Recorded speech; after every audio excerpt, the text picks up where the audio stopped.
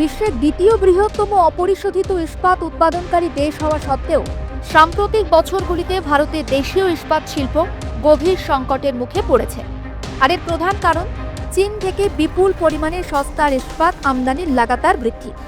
খুব কম দামের কারণে এই ইস্পাত পণ্যগুলি দ্রুত দেশীয় বাজার দখল করে নিচ্ছে, যদিও গুণগত মান অনেক ক্ষেত্রেই দেশীয় পণ্যের তুলনায় নিম্নমানের। কম দামের আমদানি করা ইস্পাত বাজার ভরিয়ে দেওয়ায় দেশীয় নির্মাতারা প্রতিযোগিতায় পিছিয়ে পড়ছে এবং আর্থিক ক্ষতির সম্মুখীন হচ্ছে।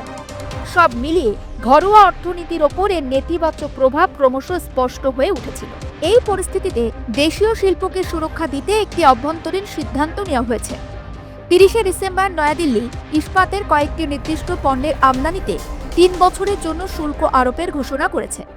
সরকারি বিজ্ঞপ্তি অনুযায়ী এই শুল্ক প্রথমে 12% ধার্য করা হবে, পরে ধাপে ধাপে তা কমে 3 বছরের শেষে 11% দাঁড়াবে। যদিও কয়েকটি উন্নয়নশীল দেশকে এই শুল্কের আওতার বাইরে রাখা হয়েছে, তবে চীন, ভিয়েতনাম ও নেপাল থেকে আসা ইস্পাত পণ্যের ক্ষেত্রে এই শুল্ক প্রযোজ্য হবে।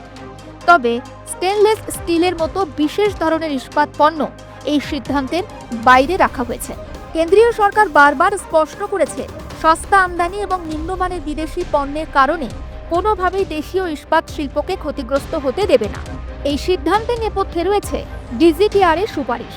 ডিজিটিআর তাদের তদন্তে জানিয়েছে, সাম্প্রতিক সময়ে ইস্পাত আমদানিতে অস্বাভাবিকভাবে বৃদ্ধি ঘটেছে, যার ফলে দেশীয় শিল্প গুরুতর আর্থিক ক্ষতির সম্মুখীন হচ্ছে। এই পরিস্থিতি চলতে থাকলে ভবিষ্যতে দেশের ইস্পাত শিল্প আরও দুর্বল হয়ে পড়তে পারে বলেও আশঙ্কা প্রকাশ করা হয়েছে। সে কারণে 3 বছরের জন্য শুল্ক আরোপের সুপারিশ করা হয়। আসলে এই সিদ্ধান্তের মূল কেন্দ্রবিন্দুতে রয়েছে চীন। প্রতি বছর বিপুল পরিমাণ সস্তা চীনা ইস্পাত ভারতীয় বাজারে ঢুকে পড়ছে। দাম কম হওয়ায় গুণগত মানে আপোষ থাকা সত্ত্বেও এই পণ্যগুলির চাহিদা বেশি, ফলে দেশীয় নির্মাতারা প্রতিযোগিতায় টিকতে হিমশিম খাচ্ছেন। অনেক ক্ষেত্রে উৎপাদন খরচ তুলতে না পেরে ক্ষতির মুখে পড়েছেন তারা। এই প্রবণতা অব্যাহত থাকলে দীর্ঘমেয়াদে ভারতের ইস্পাত শিল্প ও সংশ্লিষ্ট কর্মসংস্থানের ওপর বড়সড় প্রভাব পড়তে পারে। এর আগেও চলতি বছরের এপ্রিলে 200 দিনের জন্য ইস্পাত পণ্যের ওপর 12% শুল্ক আরোপ করেছিল কেন্দ্র সরকার। এবার সেই অস্থায়ী সিদ্ধান্তকেই দীর্ঘমেয়াদে রূপ দেওয়া হলো।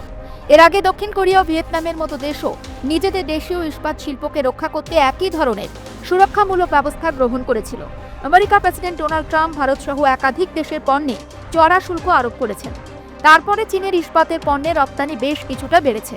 বিশেষজ্ঞদের মতে এই সিদ্ধান্তের মাধ্যমে ভারত সরকার স্পষ্ট বার্তা দিল যে দেশীয় শিল্প, কর্মসংস্থান এবং সামগ্রিক অর্থনীতির স্বার্থে সস্তা আমদানির বিরুদ্ধে কঠোর অবস্থান নিতে তারা প্রস্তুত। ব্যুরো রিপোর্ট, আর প্লাস নিউজ।